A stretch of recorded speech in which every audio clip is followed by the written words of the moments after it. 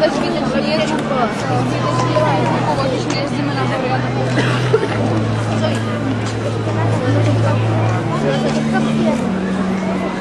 my tam nejezdíme, že my jezdíme radši do Chorvatska. Záleží mi ruce Honda. Co je?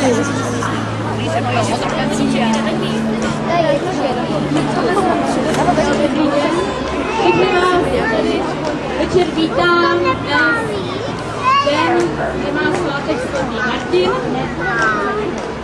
A my vám teď se budeme snažit ukázat, jaký mohl Martin být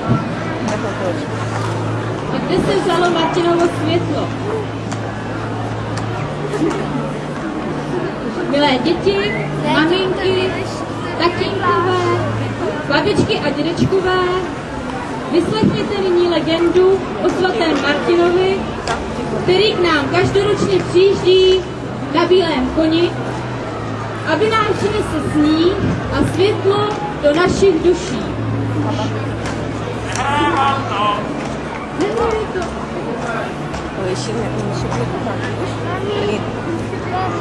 Teďka mě slyšíte?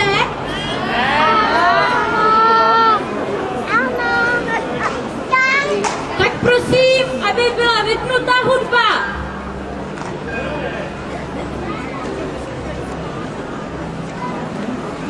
Maminky, tatínkové, babičky a dědečkové, vyslechněte nyní legendu o svatém Martinovi, který k nám každoročně přijíždí na bílém koni, aby nám přinesl sníh a světlo do našich duší.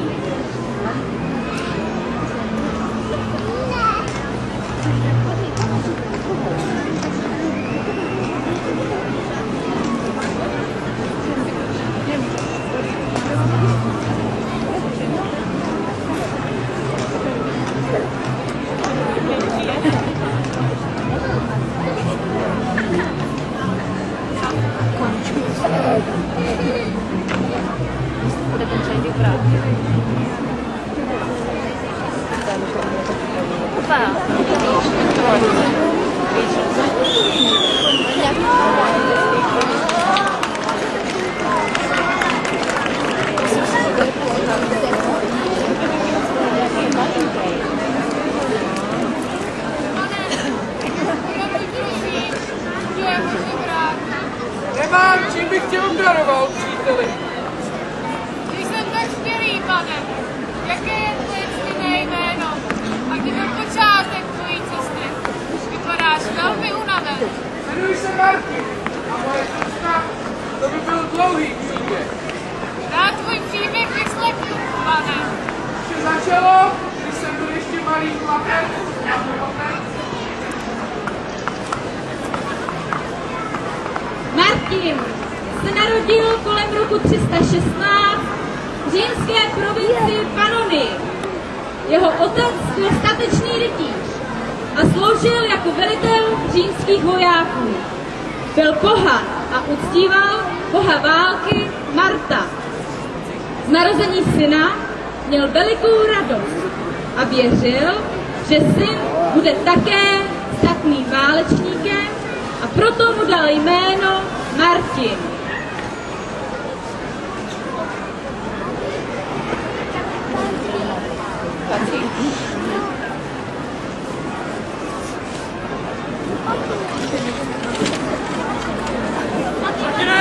Martine! Ano, otče! Martine, už si dospěl do věku, že se staneš udatným bojovníkem. Budeš se válčí. Čemu války, otče?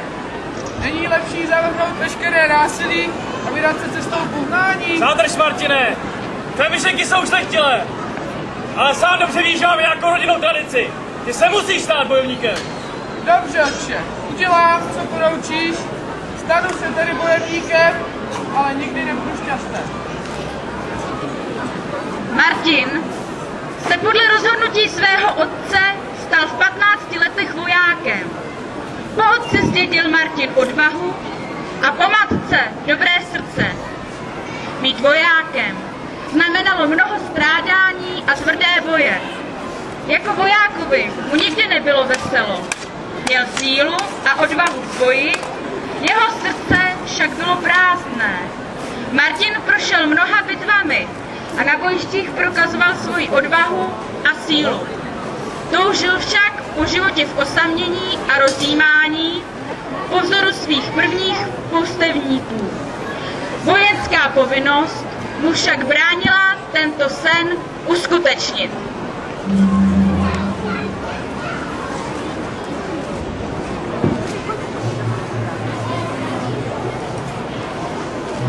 Milouši, můj jediný příteli, jen ty víš, jakou cítím prázdnotu. Zdá se při něm v těch nejkrvavějších bitvách a víš, že to nebyla moje dobrovolná volba. Zdá se právě. Toužím po životě v míru, boje a násilí nemají smysl. Jsem se rozhodl, odejdu z armády. A otec na mě bude asi naštvaný. Možná se mnou do konce života nepromluví, ale já konečně najdu klid. Martin už dále nedokázal snášet utrpení a neštěstí válek. Jeho srdce ho táhlo jiným směrem. A tak se rozhodl z armády odejít a hledat smysl svého života. Jen se svým běloušem se vydal na dlouhou a strastiplnou cestu, o které nevěděl, kde končí.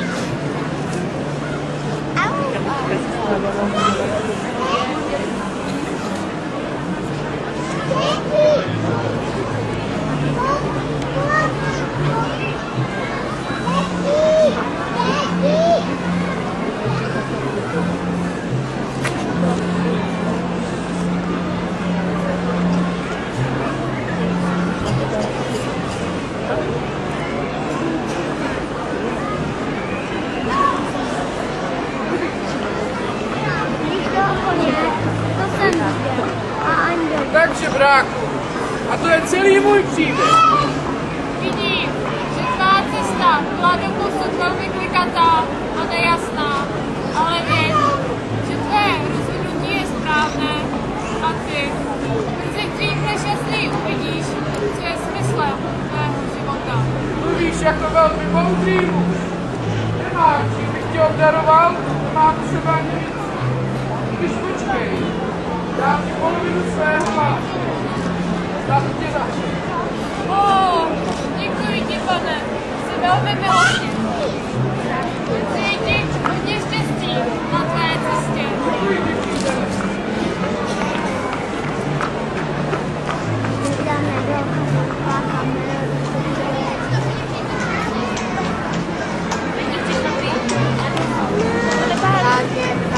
To nepálí.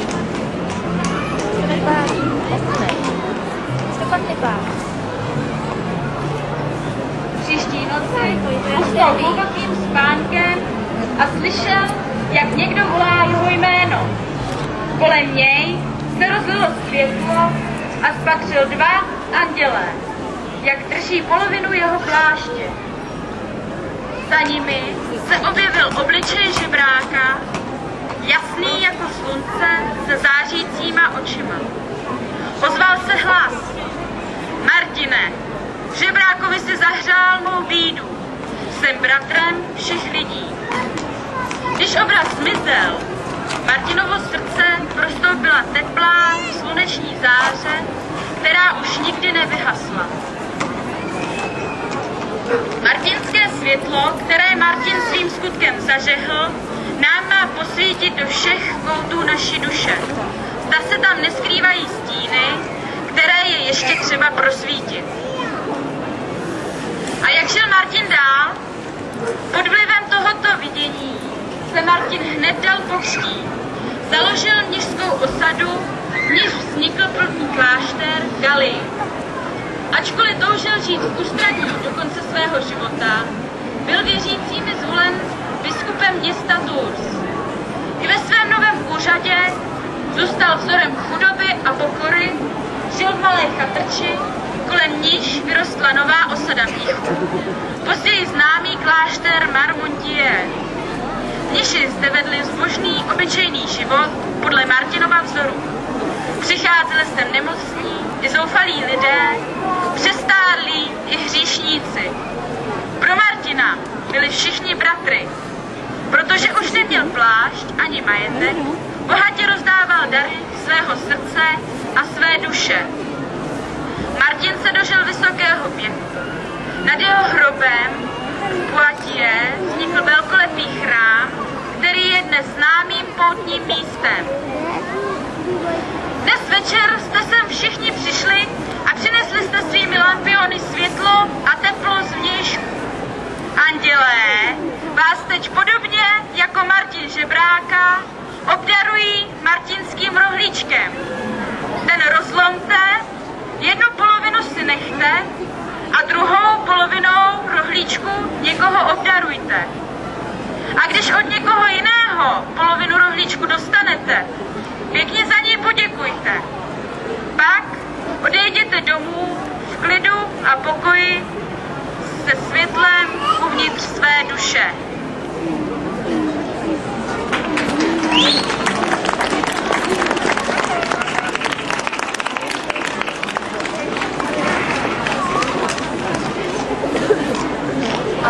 Anděličky teďka budou takhle chodit kolem téhle zábrany zevnitř a já vás poprosím, děti, když si vezmete rohlíček, pusťte zase vaše kamarády, aby se dostalo úplně na všechny.